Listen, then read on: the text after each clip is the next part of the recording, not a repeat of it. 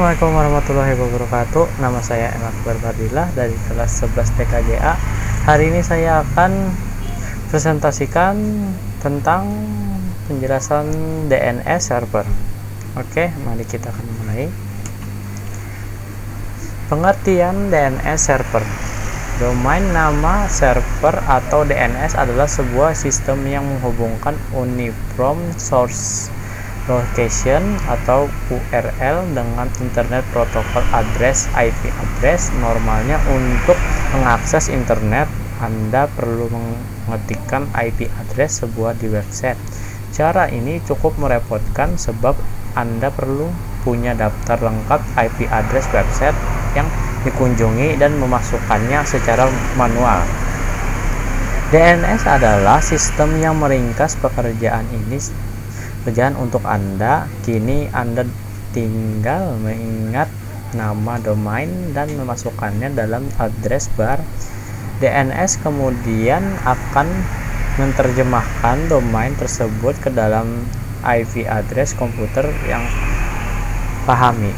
Misalkan ingin mengakses Google, alih-alih menulis 172.168.0.142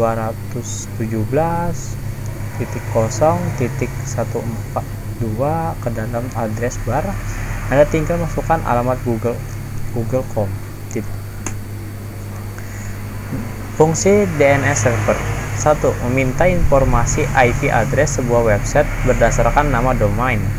Meminta informasi URL sebuah website berdasarkan IP address yang dimasukkan. Mencari server yang tepat untuk mengirim email. Kelebihan DNS. Lebih mudah untuk berinternet dibandingkan mengingat daerah. Angka IP address tentu akan lebih nyaman untuk mengingat nama website.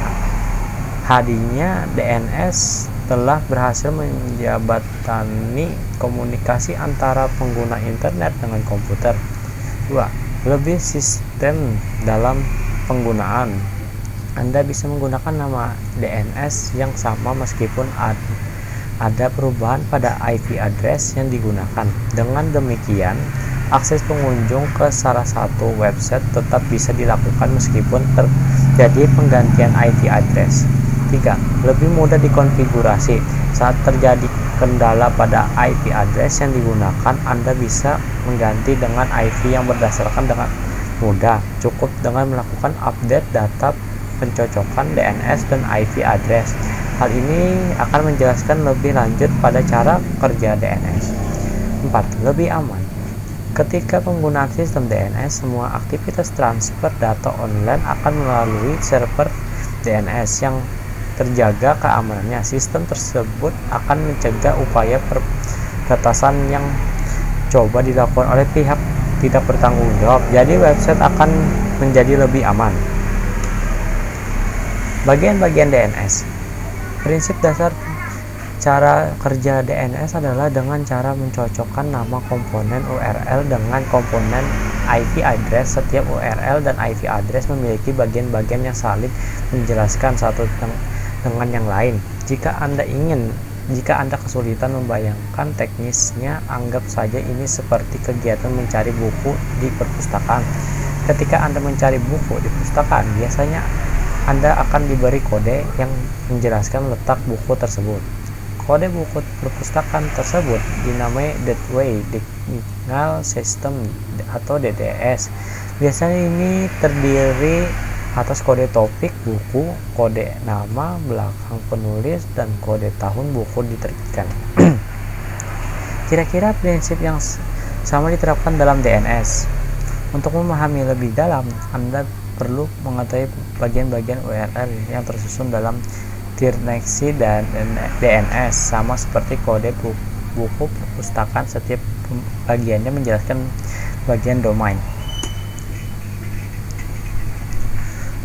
Root level domain merupakan bagian tertinggi dari hierarki DNS. Biasanya ini diwujudkan dengan tanda titik di bagian paling belakang sebuah URL. Top level domain Ada intensi yang berada di bagian depan root level domain. Terdapat dua jenis TLD yang umumnya dipakai keduanya, yaitu Generative Top Level Domain atau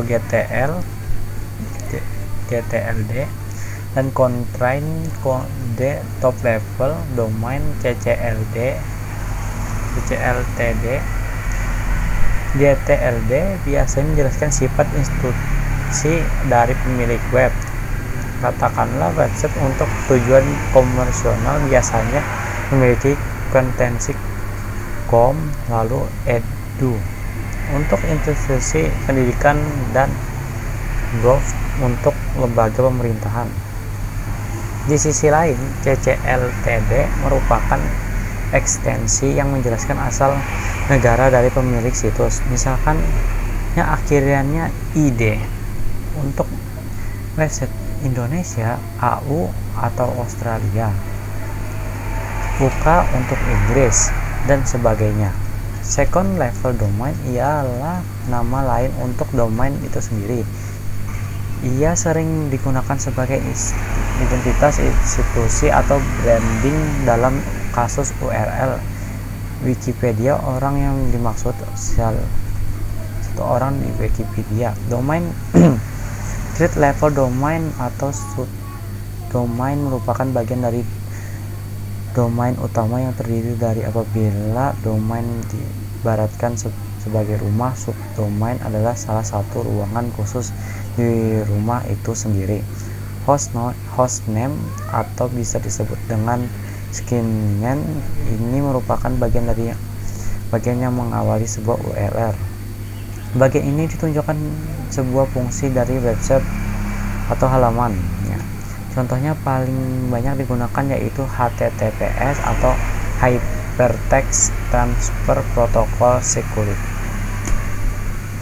Cara kerja DNS. DNS bekerja dalam tahapan-tahapan, dimulai proses meminta informasi atau DNS request, kemudian dilanjutkan dengan tahapan-tahapan lain seperti DNS Requisition, Root, Name Server, TLD, Name Server hingga Authoritative Name Server. Kekurangan DNS server menjadi lebih terbatas dalam menggunakan berbagai macam nama untuk halaman situsnya. DNS tergolong cukup sulit untuk diimplementasikan. Nama DNS sangat terbatas, tidak dapat membuat banyak nama domain. Sekian dari saya. Wassalamualaikum warahmatullahi wabarakatuh.